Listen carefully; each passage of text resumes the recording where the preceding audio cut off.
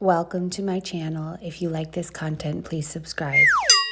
Hi everyone, so today I wanted to share with you a fun and powerful yoga practice for yoga teachers that have gotten into the habit of demonstrating most or even all of their yoga classes. Now I wanted to premise that by saying that there is nothing wrong with demoing your classes. It helps your students visually see what you're asking them to do, and it helps both experienced and new yoga teachers be able to articulate where their body is in space and remember which muscles to cue and engage. But what if you could cue your entire yoga class without demoing a single pose? How would that change your students' experience of your classes, and how would that change your teaching? This series is going to be for yoga teachers that have gotten into the habit of relying too heavily on demonstrating their classes, for teachers that want to make their classes more inclusive to visually impaired students, for those that are learning how to strengthen their verbal presence, especially if you're teaching online, multiple classes, or if you're recovering from injury. Each video in this series is going to break down one pose at a time using my 4-layer method to break down verbal cues. Those are going to include anatomical, directional, imagery, and sensory-based cues. Today we're going to be starting in easy seat Sukhasana, and so we're going to use grounded, sensory-rich language so your students can find the pose without needing to see it.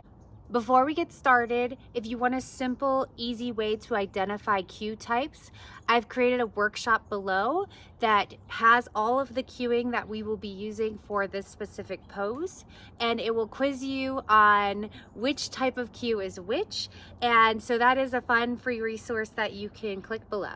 Now let's get into the pose. So we're going to start by coming down onto the ground into a seat. And I challenge you to follow along with your eyes closed, or maybe if you want to pause the video and grab a blindfold or a sleep mask or whatever you have handy. Now let's get into the pose. I'm going to vocalize the cues rather than demonstrating them. So you're welcome to close your eyes, or you can keep them open and just listen to the sounds of my voice and the direction of my cues. So we'll start by coming to the ground. Extending your legs out long, noticing the weight of your sit bones on the ground. Now cross your shins, placing each foot under the opposite knee, lengthening through the crown of the head, lengthening through the spine. And slightly tuck the chin towards the chest. Imagine roots growing down through your sit bones as the crown of your head shines up towards the sky, allowing the weight of your lower body melt down into the ground like butter melting in the sun. Placing your palms face up towards the sky for openness, or place your palms face down on the knees for stability. Take a moment to notice how that felt. Could you follow along just by listening? The cues in this pose use a mix of directional, anatomical, sensory, and imagery-based language. Could you identify them?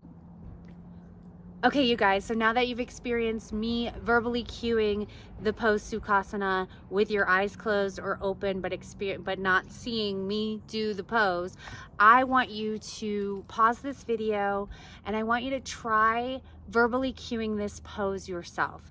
You can close your eyes if that helps you remember how to cue the pose. There's nothing wrong with that. That helps you learn without doing it and getting into that experience of vocalizing the cues rather than demonstrating.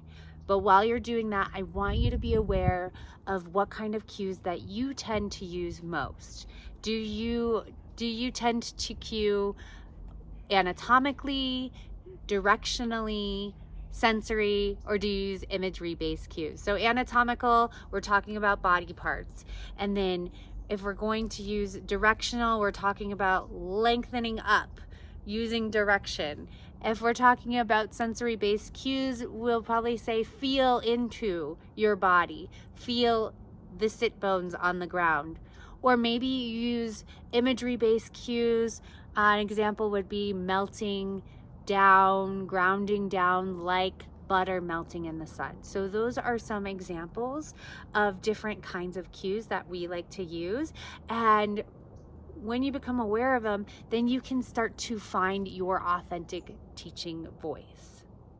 Okay, so now that you have practiced it yourself, I want you to write or comment below, what kind of cueing do you lean towards? Do you lean towards more directional or anatomical cues, or are you more imagery and sensory based with your cueing?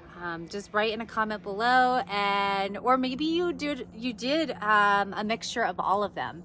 And that is gonna help you really find your authentic teaching voice. Now, when we start to cue with intention, we allow our students to not just move their bodies, but to go inward. When they are going inward rather than looking outward for answers, then they learn to trust themselves and they learn to connect with you more as a teacher. If you want to keep building your teaching voice and cueing skills, subscribe so that you don't miss the next video where we break down tabletop pose, bar manasana, using the same 4-layer cueing method. And don't forget to download your free worksheet below where it's going to help you identify the different cue types that we use for today's practice. And I wanted to mention that I am going to be hosting a free workshop coming up in November. It's going to be a Cue So Good That Your Students Can Do It blindfolded workshop. It's completely free. I invite you to come, invite other yoga teachers that you know that will love this class. We're going to be breaking down 4 different yoga poses and we're going to be practicing them on each other. And I hope to see you there because I'm super excited about it. Okay, you guys, so a quick update on the workshop. It's going to be held on December 2nd at 9 a.m. Pacific Standard Time. So that workshop is going to be Cue So Good That Your Students Can Do It blindfolded.